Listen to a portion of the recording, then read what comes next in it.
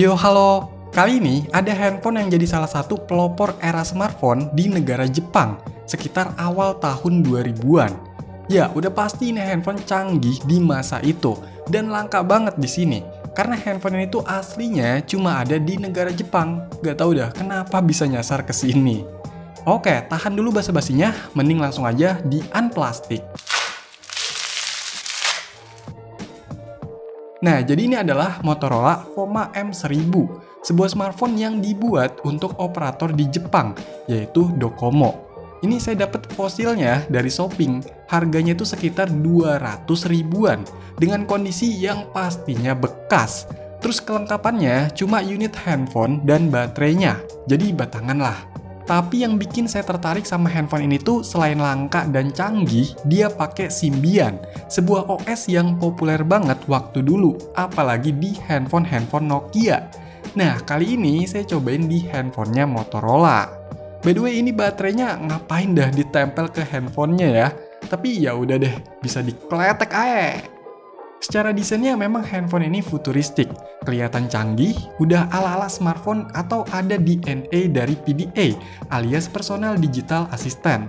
Dengan bagian depan didominasi sama layar yang tergolong besar waktu itu, 2,9 inch. Atasnya ada tulisan Foma, logo Motorola yang bisa nyala, dan ada earpiece yang nyumpet. Ada kamera VGA, tombol drive mode, dan manner mode. Terus bawahnya ada tulisan M1000, D-pad, tombol call, end call, home, dan mikrofon.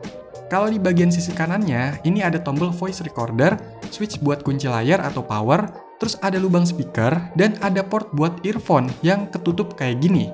Tapi portnya ini agak asing sih, ada yang tahu nggak namanya?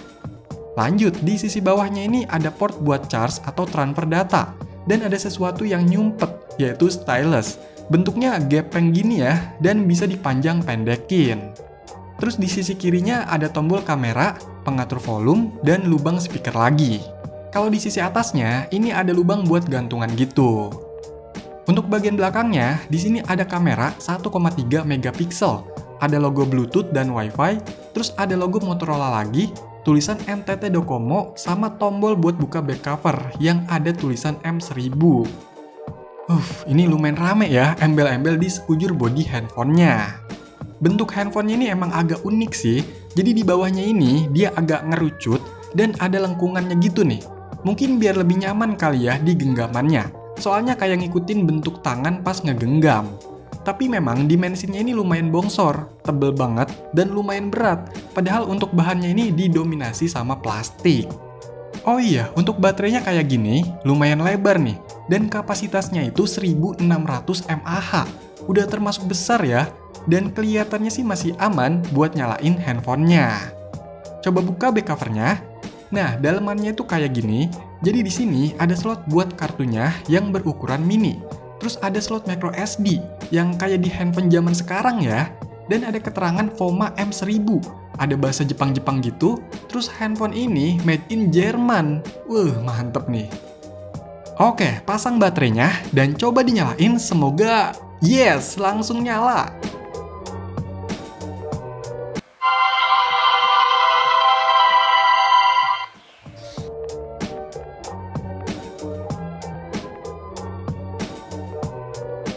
Dan inilah tampilan awal dari Motorola Foma M1000.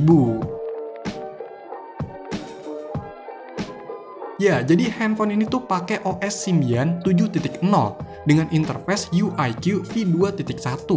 Jadi keinget sama Sony Ericsson P990 yang pernah saya bahas.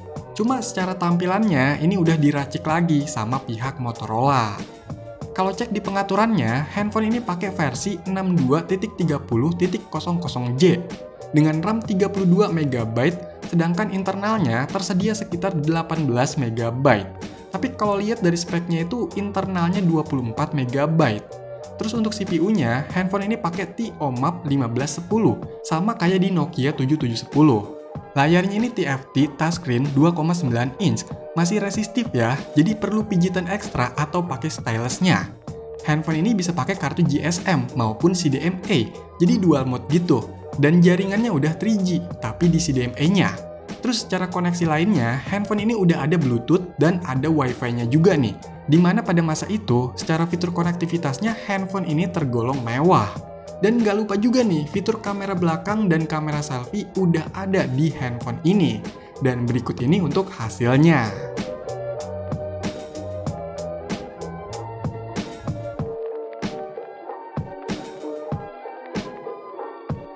Oke, jadi ini adalah hasil rekaman video dari handphone Motorola M1000. Motorola Voma M1000 ya. Menurut kalian gimana nih untuk hasil rekaman videonya?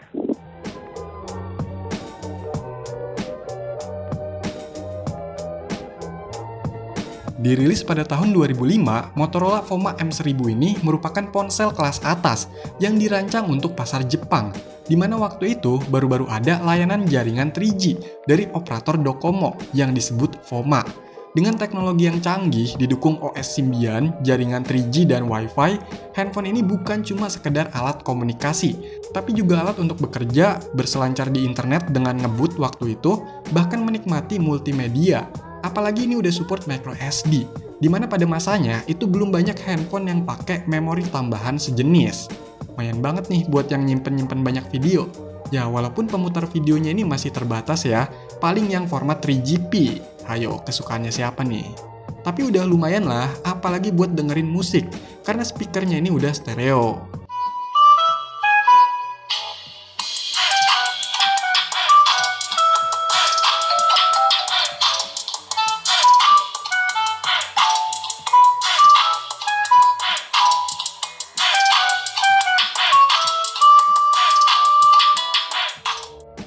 Secara tampilan sistemnya, Symbian yang dipakai di handphone ini memang nggak sama kayak di Symbian handphone Nokia, walaupun secara versinya sama, misalnya kayak di Nokia 7710. Tapi secara mekanisme atau navigasinya itu masih mirip-mirip lah.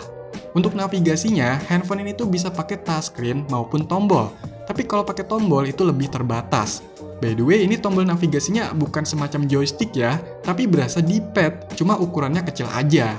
Terus tombol drive mode ini tuh buat aktifin mode berkendara. Kalau dari infonya, misalkan ada telepon, itu bakalan otomatis keangkat. Dan yang manner mode ini semacam mode diam gitu sih, jadi nggak ada suaranya. Tapi kedua tombol ini bisa diatur gitu buat kebutuhan lain, misalnya main game.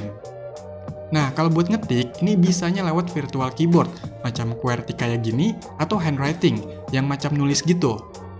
Ini kok banyak SMS ya? Apa dari yang punya sebelumnya? Jangan-jangan handphonenya nggak direset nih. Bahaya sih, banyak nomor teleponnya nih. Untuk tampilannya ini dibagi 4 area. Yang paling atas ini selektor bar, jadi kayak shortcut tampilan. Bagian home, telepon, browser, SMS, kontak, dan semua aplikasi. Bawahnya ini ada menu bar, jadi buat munculin menu di setiap tampilan yang aktif. Terus yang ini area tampilannya. Dan paling bawah ini status barnya yang ada action, macam atur Bluetooth, Wi-Fi, atau dari operatornya yang dipakai. Nah, sayangnya ini nggak keluar sinyal, dan mungkin emailnya nggak kedaftar ya, atau kena blok.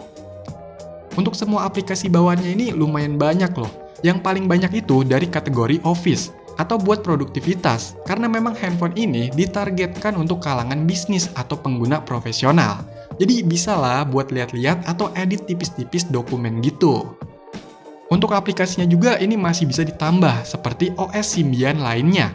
Dan format filenya juga sama, SIS.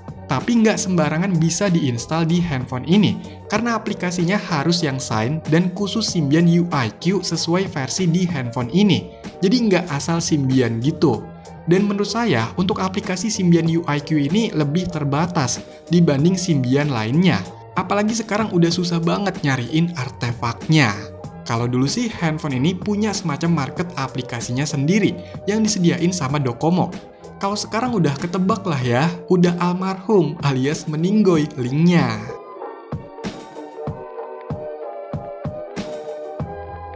Motorola Voma M1000 ini jadi salah satu handphone yang mempelopori teknologi smartphone, terutama di Jepang. Walaupun handphone ini terlihat kuno di mata kita sekarang, tapi handphone ini memberikan pengalaman yang sangat maju di zamannya. dan jadi sebuah pionir untuk generasi smartphone yang digunakan saat ini. Oke, jadi itulah handphone dari Jepang yang jadi pelopor handphone canggih di masanya, yaitu Motorola Voma M1000. Silahkan dikomentarin, like, share, dan subscribe channel ini. Terima kasih.